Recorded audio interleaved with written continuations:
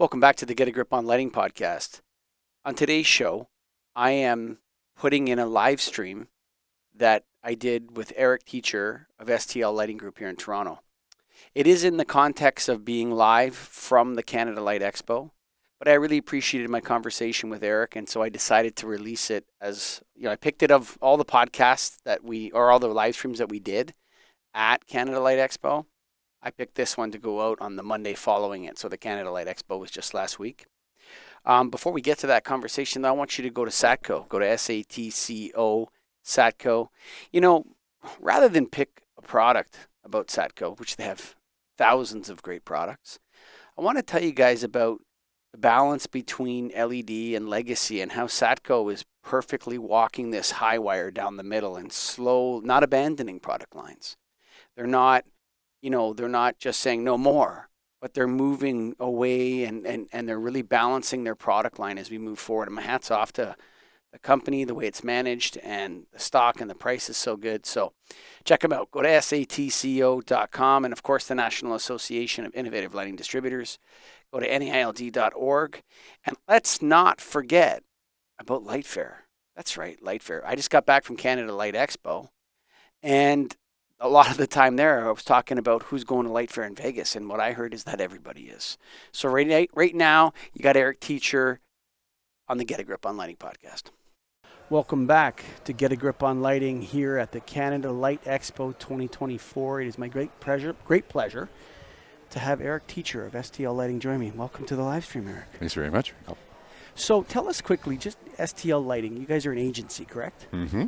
Tell us a little bit about the company, how it started, and what you do there. Well, we're actually celebrating 30 years in business. Congratulations. The company, thank you. The company was founded by Steve Takis, who merged his business in 2019 with Al Buchanan and the Rainbow Lighting business, and subsequently sold that to a couple of new investors. And in 2020, the company changed hands again, where the investors were displaced, and we now have a principal that runs STL, and with our help, has curated a line card of 60 plus manufacturers. Yeah, you guys have a lot of manufacturers on your line card. We do. Maybe the most in Toronto, I think. I wouldn't say that at all. No. There's bigger ones. Okay. It's grown slightly, but not to the point where we have lines that we're not able to service.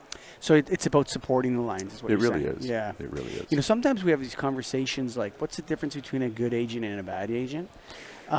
Maybe you can answer that. Well, I wrote an article for Lighting Designing magazine back in January of last year in terms of what somebody should expect from their lighting rep. The level of support, the rigor of support, including all of the various activities that sales reps are able to help designers and specifiers with. Things like photometric layouts and calculations, but also understanding the nature of the project and the right options to provide to that designer. Because we have a broad range of options, it really behooves us to become authorities on the products that we represent, so that we're not trying to wedge a square peg into a round hole. If you went to a nailed conference, you're not a distributor, but if you went to a nailed conference, what you would hear, one of the biggest complaints is manufacturers changing their reps too often. It's a problem because of continuity and consistency. Yeah, for sure. It takes time to learn the product line. Let's face it. Yeah, I would say that the consequence of parting ways with manufacturers that you've worked with for a long time can also be disastrous for that manufacturer, especially if the parting of ways is not amicable, mutually agreed upon. But yes, it's quite volatile because manufacturers are looking for the right fit, and you can't really know the right fit until you're actually in bed with someone. Yeah, you don't know until you actually get married. Yeah, well, my point. You don't know what someone's like until you've lived with them. So what we've been doing at STL is as a smaller agency, we've been curating our line card to provide several levels of caliber, so we can VE our own projects. That's important for our clients. Not every budget is meant for the highbrow products that are available Sure. in our industry, and there's a lot of terrific brands out there. Yeah. One of the ways in which STL has survived in the Cutthroat world of agency. well, in the very messed up GTA marketplace Okay. that we work in, and I hear this from U.S. manufacturers all the time, is, Toronto seems to be one of those markets that there's absolute chaos.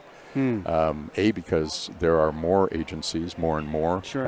every day. But also the distribution. It's contractors wanting to go direct. It's distributors wanting to cut out certain sub-distributors. So it gets messy.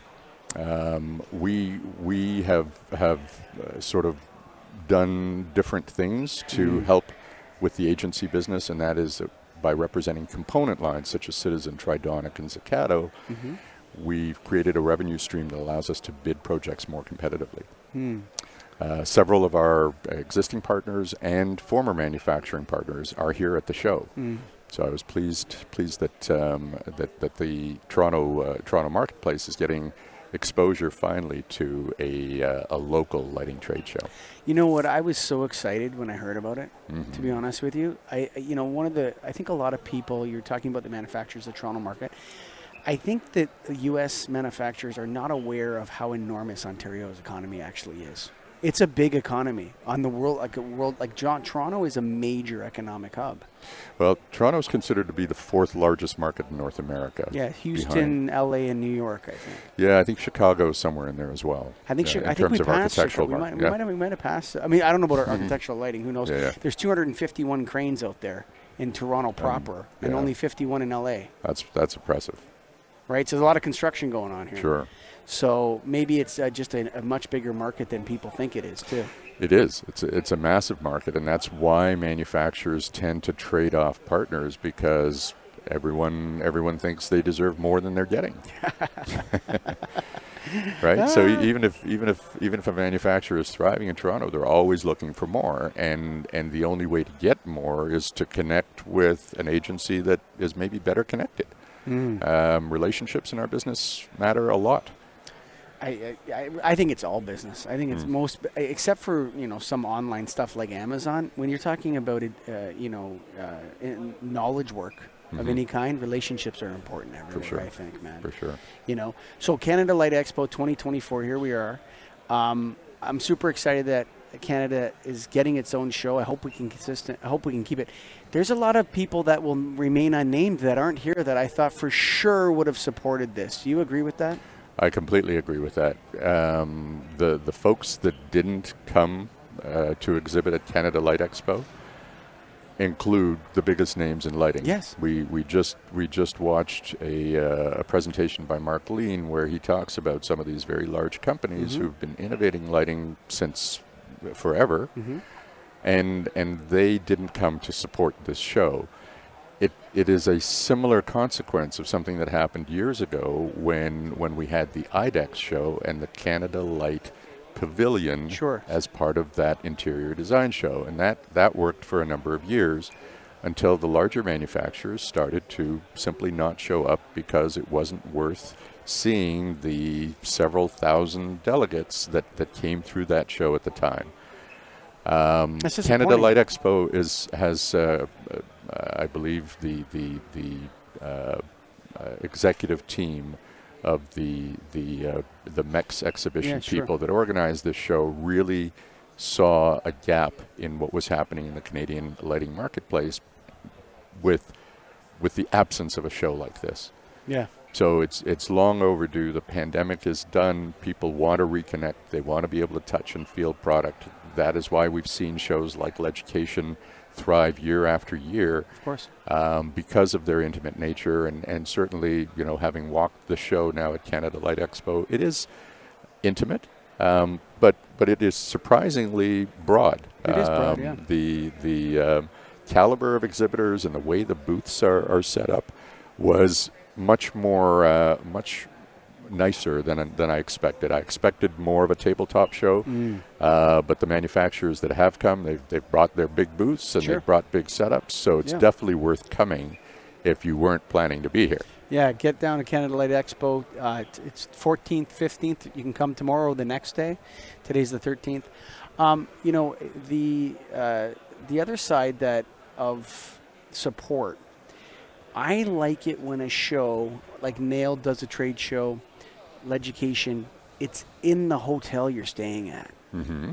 Not always. You can't always get a room at the Hilton for Leducation. Right. Okay, but it's in the hotel, and I think that hotel conference crushed up restaurants everywhere, nice restaurants. Mm-hmm. You know what I mean? Mm-hmm. I think that really aids at trade shows, intimacy and people connecting and having a drink at the end of the day. You know what I'm saying? Going out for dinner. Yeah, That really yeah. helps.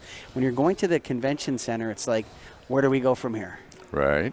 We have to Right. go somewhere. We have to get in a car. There's definitely a missing element for the networking side of things. Sure. Yes, yes. But from personal experience over the last couple of years at Leducation, I'm terrified of going to the next Leducation because it was so tough to get through. And in our case, we had something like 30 partners there that we wanted to visit, and it took us all 3 days. Wow. To get through just, the elbow to elbow aisles. So I think Leducation has grown beyond the point at which is sustainable in a hotel type environment because of right. the space. Yeah. Well, The we need space and the Light number Fair to of make a people. comeback.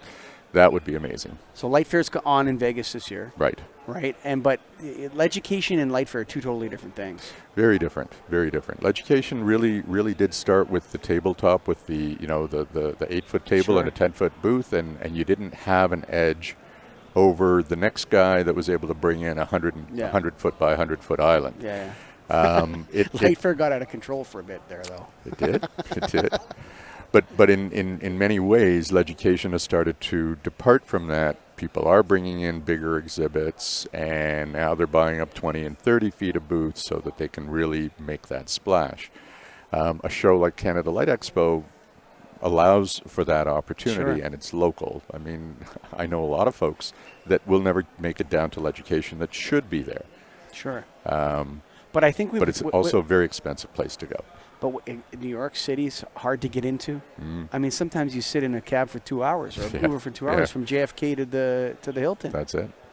And so I think the Lighting Agora, Tom Butters, I think he put on an excellent lineup here. Oh, I'm glad you mentioned Tom and the Lighting Agora. The conference stream is absolutely exceptional. It's professional. The people, the names that Tom has drawn to this through his affiliation and his focus on lighting education.